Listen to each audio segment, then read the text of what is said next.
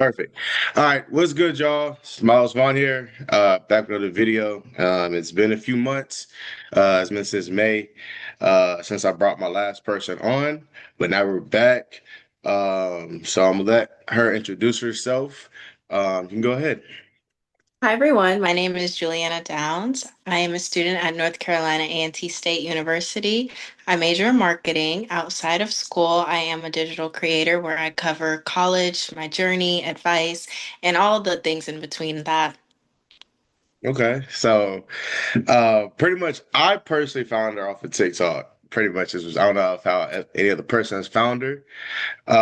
So pretty much, what made you decide to like get into content creation and pretty much the stuff you do on your Instagram and TikTok?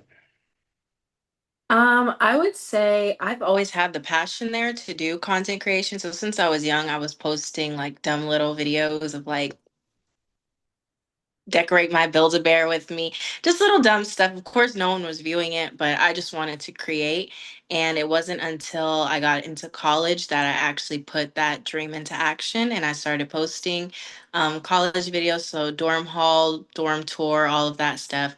But the actual real passion didn't come until the summer going into what year was that? I want to say 2024, that summer. So last summer, I was working at a serving job. I truly didn't, I despised it just because I didn't like having to answer to somebody and serve people in a way of like, they can disrespect me, and I was getting paid minimum wage. So one night I got down and I prayed to God and I was like, God, if this is what you want me to do, I'm going to post, I'm going to be consistent, and I'm going to give it till the end of summer. And if I don't grow or anything, I'm just gonna let this dream go. But if I grow, I promise I'll stick to it. I'll be consistent and I'll do it. Anything that I do and achieve is gonna be through you. And so from that day forward, I would wake up. My shifts might be at like 2 p.m. I'd wake up at 8 a.m. filming a whole bunch of college advice videos because I knew a lot of people be searching for college advice during this time because it was the summer before we return back to campus. So you have the freshmen, you have the returning students, and they have questions. So I was like, okay, if I was a college student, what would I want to know? And so I put myself in their shoes and was just not answering, making content surrounding like what to pack for college, what to ask your roommate, what you should major in, what laptop to get. And I was just putting it out. And I really do admire my drive that I had when I Yeah. first started because that consistency was something that was crazy. Like I was just producing. And of course, overnight the videos didn't blow up, but I want to say within a week or two of me just being consistent and sticking to that one niche of college advice, I started seeing the growth. And by the end of the summer, I had hit, I think, 50K on TikTok. And around that time was also when I got monetized. And I was monetized previously, but I wasn't really earning anything from it because, again, I wasn't being that consistent. So I like to say not only did God bless me with the platform, but He also blessed me with the income as well from creating. I was able to cover rent for the upcoming school year. We're able to cover any supplies, anything that I wanted really. And so when people ask, like, why did I start? It would probably be because I just did not enjoy having to work for somebody else and work in a industry where if anything were to happen to me, my position would just be given away to somebody else. I would rather be my own boss, work for myself, and help others while I'm doing it. Okay, for sure. I love that. I love that for sure. So, yeah, we all know your audience was pretty much, college students. Was that like your original goal was to target college students, or like did you have like a different plan before going into that? I would say going in before, and I think this is what a lot of people who want to do content creations problem is, I wanted to have the big platforms like Kais and Nat. Like I wanted to have like a whole bunch of supporters. And when I was posting content that really wasn't aligned with my niche, I wasn't reaching people. Like, yeah, I was getting views, but no one was following because my content was just all over the place. You'd look at my page and you're like, what does she actually do? And so when I had decided, okay, I'm in college right now, I might as well post this college content for the time being. When I graduate, I can move into like post grad content. So that's another audience of people that I'm having. Whereas current college students would still come across my videos of like college advice and whatever and still be able to keep up with my videos and be like, okay, she graduated. Now she's in post grad. Now she's showing us what it's like to be post grad, finding jobs, working. And so after a while, I was more leaning more towards of having the actual community of people instead of just everybody. I prefer just to have just college students and parents and everything because the connections as well. I've had parents reach out to me. I've had advisors reached out to me. It's like knowing that my content has helped somebody, someone's kid, someone's daughter, current college students, grad students already, high school students, I would just say it's very lucrative where I would the niche that I'm in right now, very lucrative. Okay. So what would you say like actually no, let me take that back. How do you come up with like with these ideas? Because honestly they're all pretty much relatable. Especially from I mean the graduate who just like I said was just in school, graduated a year ago. So like how do you come up with these ideas? And do you follow like a specific content plan or you kind of like go with the flow with everything? So when I first started, I definitely stayed up late nights just listing out video ideas and just so I could kind of schedule myself on like, okay, I'm gonna post this today, I'm gonna post this tomorrow. And then also people would comment like, hey, can you make a video on this? So I would add that to my list and put it to the top so I can go back to the comment and say, hey, I made the video. So they can go to that and help boost that video. But as of recently, with TikTok, I've realized I got away with it when I first started the college advice of just like planning my videos out and scheduling. I got away with it with TikTok's algorithm, they don't really like the planning the long videos out, heavily edited, well thought out. No, they like the ones that have the least effort put in. So I would say the one that I had made, a recent video I had made with talking about McGraw Hill, that assignment thing, I did not mean for that to blow up. I was just so frustrated because I was so irritated with McGraw Hill. Picked up my camera, made the video, posted it, went about my day. And then when I went back to look at it, I was like, oh shoot, 100K views. And like all the comments are just saying like, yeah, I hate McGraw Hill too. And so I would say I don't kind of like plan everything out, but I do think of like when I different things in college, I'd be like, okay, somebody else has to feel this same type of way. So let me make a video and see. And every single time I do it, it always turns out well. So my mindset is kind of just like turning everyday situations that I face into content. So that may be waking up for my 8 a.m.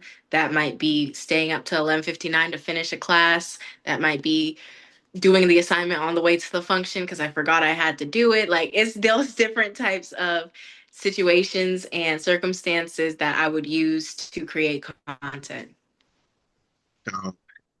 So stuff pretty much next stuff is regarding content and like collaborations and stuff like that.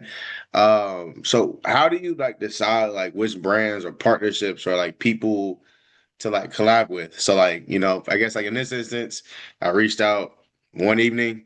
I didn't expect the response, I'm not gonna lie. So like but like pretty much like I said, how do you decide which partnerships or who to like collab with, whether if it's on TikTok, YouTube, Instagram, whatever? I look more into the longevity of it because don't get me wrong, paychecks are great, Hmm. them paying is great, but it all like dials back to does this stay true to my content.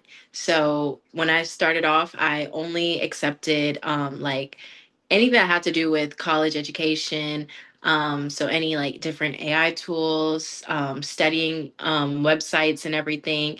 But as I've grown and also expanded my content, so not just college advice but days of my life, what I'm wearing to college, little story times. I've even tapped into crime story times.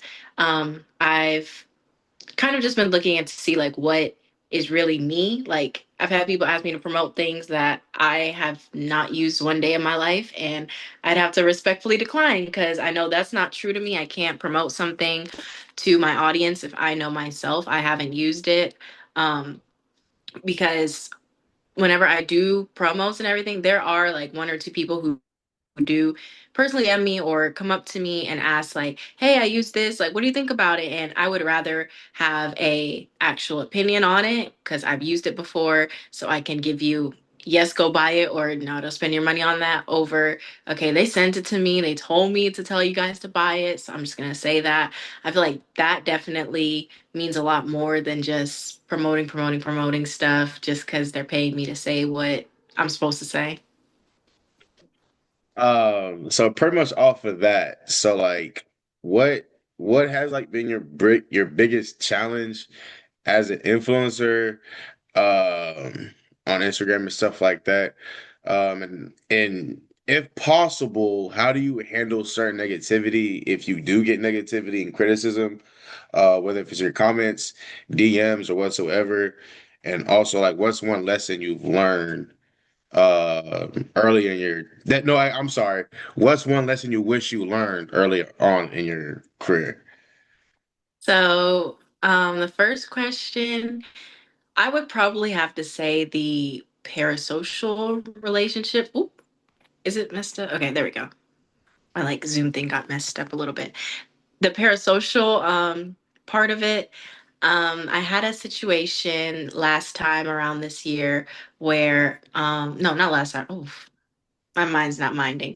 I had a situation this past summer where I was having some issues in my apartment, and I was just talking about it, posting about it, and I really wasn't ready for the amount of opinions that were going to come up about my personal life and people with their shoulda, woulda, couldas, what I would have done, and it's just like, well, you're not me, so like. I didn't know. I was doing what I thought was right. And I thought like coming on here and at least talking about it to build awareness and like get some type of help would have helped, but I ended up feeling 10 times worse and just took a whole social media break from that alone, because I was just like, okay, the stuff I go through is not gossip, it's not tea.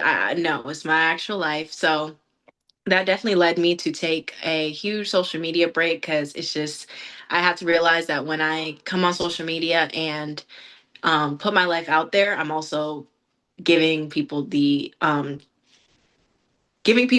opportunity to have a say so in whatever I post, whatever I said. Like I gave them the right to do so, and so I have to be okay with people having their thoughts about it, whether they agree, whether they don't. What was the second one? All right, let me go right back. I was looking. Okay, so pretty much the next one is like how do you like navigate that certain criticism if possible? Camera's tripping. But like so pretty much how do you like navigate through that specific criticism and negativity if possible? So I definitely, well, truly, I don't get, no, you knock on wood, I don't get any crazy comments or hate and anything. Most of the time, it would just be someone mentioning something that has nothing to do with the video. So I could make a video saying, I love Blackboard, and someone will comment, I hate Blackboard. Canvas is better. You're dumb. Like stuff like that. And it's just okay. But I will say around the election time, I did have a campaign with this company that was towards the that was supporting Kamala Harris. And of course, I had to post. I had no problem posting it, but I wasn't really ready for the aftermath of when she didn't win. And I was just getting the unwanted DMs of people just saying, hey, things. I am a firm believer in blocking people. I love to block people. That is my toxic trait. I will block you for anything if it's like anything. I'll block you for anything. So anything negative, block. Anything that has to block. Anything just blocked. So I don't really deal with it. I know TikTok has safety tools where you can put in like keywords so they won't comment it. I don't go that far. If I see the comment, I block it, because 9 times out of 10, I don't see it unless someone like mentions it or they comment back. And I don't like people arguing in my comments either. So if someone comments something negative or something dumb and I see them going back and forth with them in the comments, I just block because that's unwanted notifications. I don't like giving people the time of day because like it's social media at the end of the day. Like it's social media. If we were face to face, It's yeah. different. So exactly. All right. So the third and last one, I think you sort of answered it. But like, what's one key lesson that you've learned in this space within the past like year and a half, 2 years, with you being on the influencer side or on the content creation side of social media? Something that I've learned. Um, I would definitely say that strangers will support you more than the people that you know in life. And I never used to believe it until I had to see it from my own two eyes of like, it's people that you would consider closest to you that would see your stuff, scroll right past it, not comment, not share, but complete strangers from across the world, another state are tuning in all the time, liking, commenting, sharing. And I'm a firm believer in strangers will make you rich. And a second firm believer in keeping your circle as small as this when you're coming up with content creation. Because I can't tell you the amount of times where I've had people false claim me being friends with them and I haven't had a single conversation with them and just false claim just to say that they know me, and I wouldn't even consider myself big enough to even be Yeah. lying like that, but it's just still we haven't had a conversation. So keeping the circle knit tight of so I could say for me, I can count my friends on my hand, my genuine like friends that okay, if anything terrible happens in my life, I know I can call this person, talk to them about it. But mutuals, of course, I have hundreds of mutuals. I go to school with them, went to school with them, but I definitely learned one, that strangers will make you rich, and two, to keep that circle knit close tight when you're coming up, when you're doing it. And I'll say honorable mention number three is just to not be in your head about the content that much. If you have the passion and the goal to create the right audience, your people will find you, they'll support you. And that's what I've seen. Like I posted my videos in the community of college students and parents, advisors all came and supported, checking in all the time. And they also, I will say, they also do help with whenever I feel like my content is running dry. I can just check the comment section and there's a video. Oh, you should do this. You should do this. So I would say that definitely helps to just have that support system really that you can fall back on. Okay. So these next couple minutes would be more of like on experiences in college. So uh people know you went to HBCU and people know me. I went to PWI down here in Texas, in Texas State. So I would say relatively ours has been the same, but a little bit different, Mhm. with me going to a bigger school. Um, so what would you say was like your experience going to an HBCU? So when I first expressed interest in college, on my top three, it was Howard, A&T, and Clark. Got waitlisted from Howard, got into A&T, and got into Clark. Somehow, some way, I ended up in Hampton, Virginia. I don't know how, but I ended up committing to Hampton University. And not gonna talk bad about the school, it just wasn't for me. I did find my people there. I have friends that I consider lifelong friends that I made at Hampton. Still keep in contact with them, but as far as the school of itself, just wasn't for me. As like creatively, I feel like it wasn't for me, um, just because I felt like I just couldn't grow as a creative because there was a lot of restrictions on what students could post about and talk about. And for me, I don't really like that. I don't like being told like you can't post, you can't talk about this. Didn't like it. So ended up transferring when came to A&T. And I will say from the second I walked on this campus to right now, it's probably one of the best decisions that I've made just due to the creativity of this campus. I've met photographers, I've met poets, I've met designers, I've met models, I've met musicians. Like the school is just oozing of creativity. And this is exactly where I feel like I need to be. Because I would say here, a lot of people would say like everybody at A&T is a creator. Like you can't grow at A&T, everybody's doing it. But for me, I feel like everybody's doing it, but they're doing it in their own ways. So one person could post a get ready with me. Another person will post a get ready with me plus game day. So it's like there's always something different. There's always something new. So yeah, yeah, that's the best. I could talk on and on about A&T's creativity and their creators. I just love it.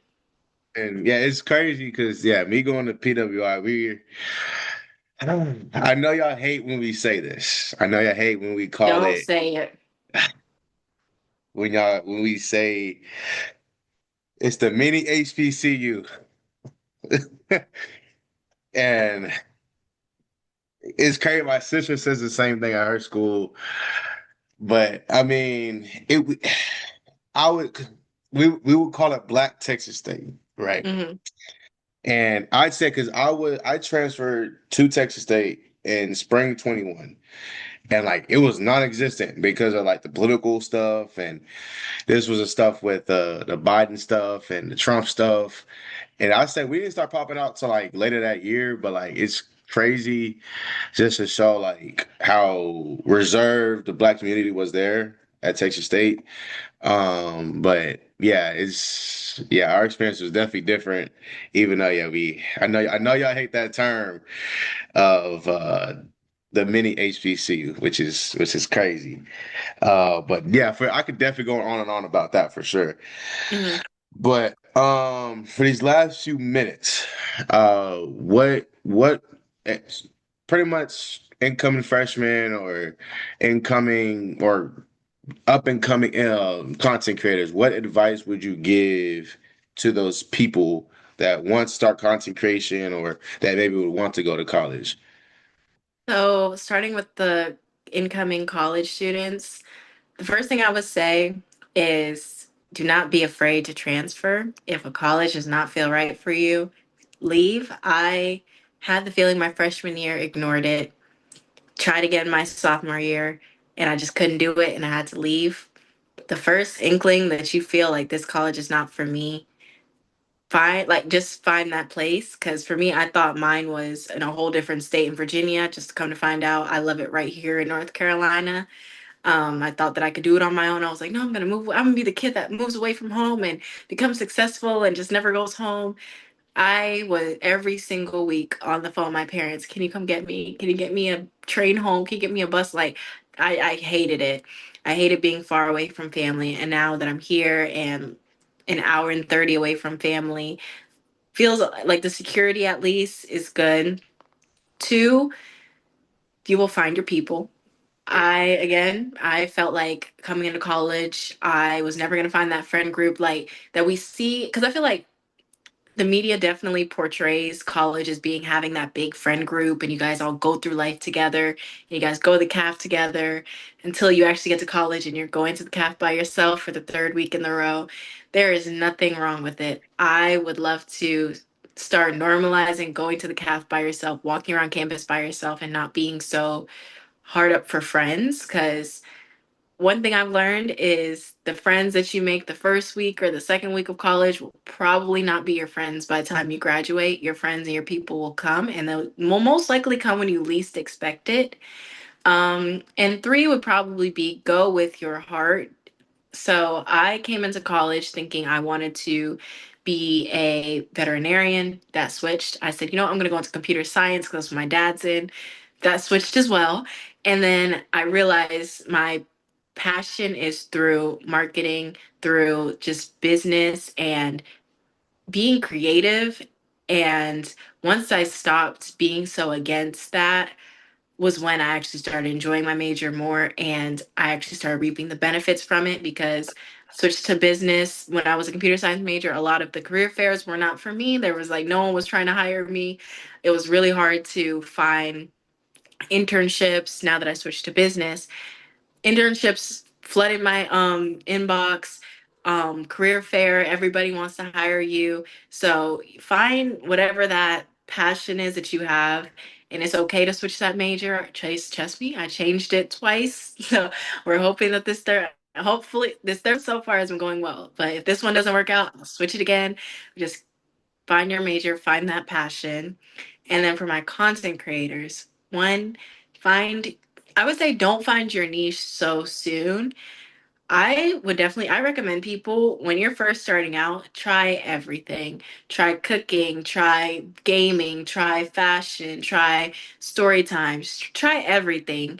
Because you putting out those different types of content gets you in different areas, and that's many different people reaching you.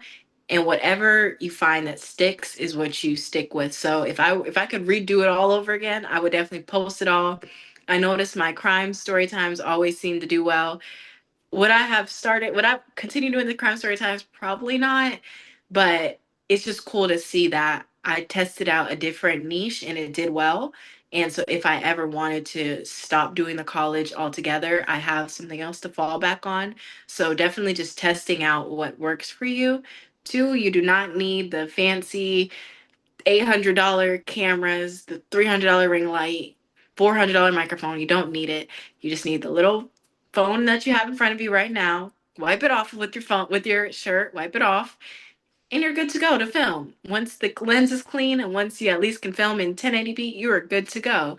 You don't need to drop hundreds of thousands of dollars to start this because, God forbid, later down the line, you realize, I don't want to do this anymore. Now you have a $400 camera, $300 microphone just looking at you.